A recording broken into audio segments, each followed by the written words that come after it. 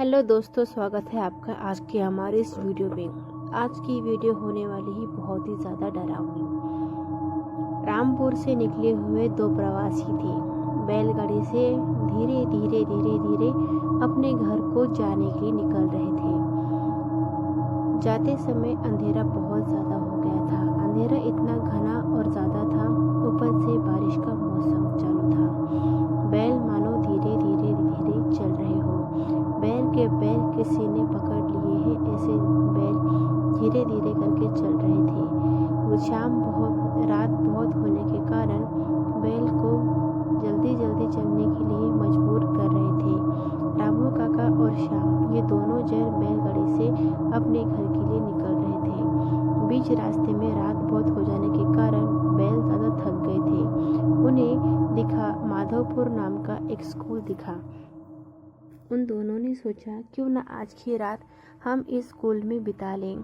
School में कोई है क्या नहीं वो देख रहे थे, लेकिन स्कूल की जो लाइट्स है वो चालू होने के कारण उन्हें लगा कि स्कूल में कोई तो है जहाँ पे हम अपनी आज की रात गुजार सकते हैं। आज की रात गुजार लेंगे, उसके बाद देखेंगे और कल सुबह फिर से अपने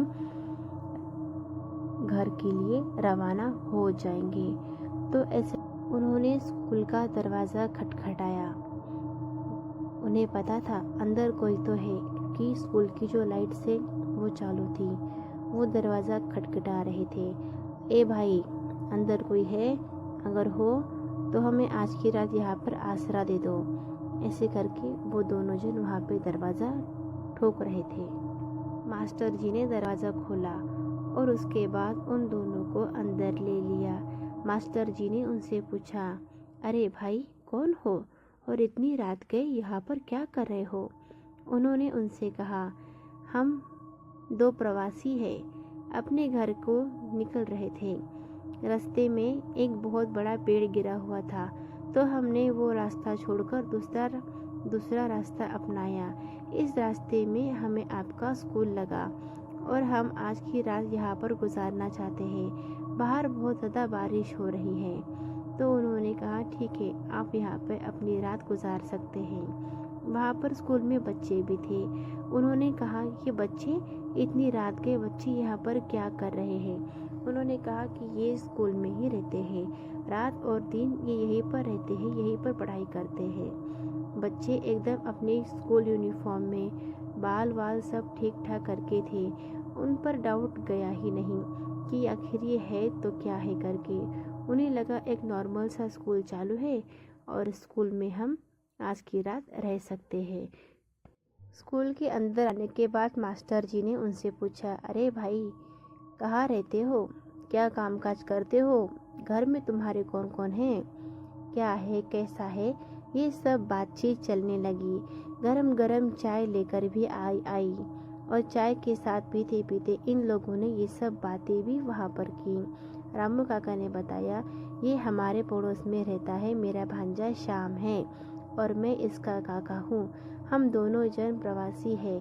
हम यहाँ से वहाँ तक अपना सामान बेचने के लिए जाते हैं। ऐसे सब कुछ बातें वहाँ पर होने लगी। वो सब बातें देखकर बच्चे भी वहाँ पर आकर बैठ गए। उन्होंने कहा, मास्टर जी हमें भी कोई तो कहानी सुनाइए, हम भी आपके साथ कहानी सुनना चाहते हैं। मास्टर जी ने कहा, बच्चों रात बहुत हो गई है, आप जाकर सो जाओ। बच्चे जिद कर रहे थे तो मास्टर जी ने उन्हें एक कहानी बताई और कहानी बताते बताते रात बहुत ज़्यादा हो गई। रात इतनी हो गई कि अब चलो जाकर सो जाते हैं, ऐसा मास्टर जी ने बच्चों को कहा। तो बच्चे जाकर सोने को तैयार ही नहीं थे। इन रामू काका और श्याम को अजीब सा लग रहा था कि इतनी रात गए, ये बच्चे और मास्टर जी जाग रहे हैं, ये सोने क्यों नहीं जा रहे हैं। उसी स्कूल के एक कमरे में मास्टर जी ने इन दोनों को सोने के लिए आसरा दे दिया। रामू काका और श्याम दोनों ही सोने के लिए अब उस रूम में चले गए और वहाँ पर जाकर उन्होंने आराम किया। सुबह हो गई। सुबह होते ही उन्होंने अपने गांव जाने का फैसला किया। स्कूल के सारे बच्चों से वो मिल रहे थे। वे उन्हें अलविदा कह रहे थे। अगली बार इस रास्ते से जाऊंगा तो आपके स्कूल में ठहरने और आपसे मिलने में ज़रूर आऊँगा। सुबह हो गई थी। वहाँ से निकलने के बाद वे एक दुकान पर जाकर बैठते हैं। होटल में जाने के बाद वहाँ पर वो चाय पीते हैं।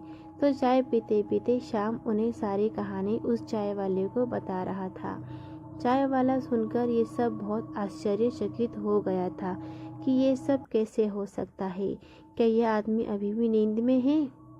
फिर वे दोनों वहाँ से निकल पड़े। दुकानदार होटल वाले ने उन्हें कुछ भी नहीं बताया।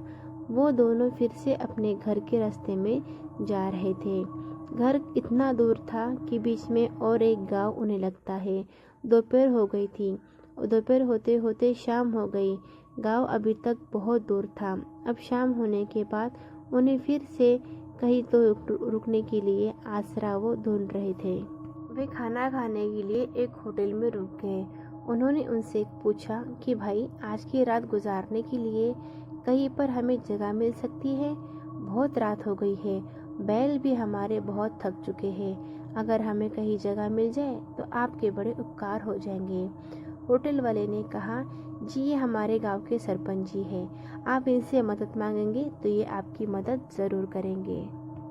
श्याम और रामू काका ने सरपंच जी से मदद मांगी। हमें एक रात के लिए यहाँ रुकने दे। हमारा गांव अभी भी बहुत दूर है। हम वहाँ तक कल सुबह पहुँच जाएंगे। हमें बस आज की रात यहाँ गुजारने दीजिए। सरपंच बूढ़ा और उसकी बूढ़ी बीवी थी। वो दोनों बहुत ही मददगार थे। उन दोनों ने उन्हें खाना दिया, उनको चाय पानी दिया और उन्हें अपने एक रूम में, यानी कि उनके घर के बाहर एक झोपड़ी थी, वहाँ पर उन्हें रुकने के लिए कहा गया। उसके बाद वो दोनों सरपंच से बातें करने लगे और बातें करते करते सरपंच जी ने कहा, चलो मैं आपको आपकी खोली दिखाता हूँ, आपको अपना दूसरा घर बताता हूँ जहाँ पर आप जाइए और आराम से आराम कीजिए और फिर सुबह होते ही दरवाजे यहाँ से चले जाइए। कर लीजिएगा। जंगली जानवर का बहुत ज़्यादा आना जाना होता है यहाँ पर, और हाँ, यहाँ पर थोड़ा संभल के रहिएगा। ऐसा सरपंच जी ने उन दोनों रामू काका ने सरपंच से कहा, सरपंच जी आप हमारी फिक्र ना करें, आराम से जाकर आप भी सो जाइए, हम अपना ख्याल खुद रख लेंगे। श्याम भी हंसते हुए कहा, हाँ सरपंच जी, हम अपना ध्यान रख लेंगे, आप हमारी इतनी ज़्यादा फिक्र ना कीजिए। श्याम रामू काका से कह रहा था, काका ये लोग तो बड़े अच्छे हैं, हमें यहाँ रुकने के लिए आसरा दे दिया, खान पान सब हमारा किया। वे लोग तो बहुत अच्छे हैं, घर भी बहुत अच्छा है। चलिए, मुझे बहुत ज़्यादा नींद आ रही है, अब हम सोते हैं।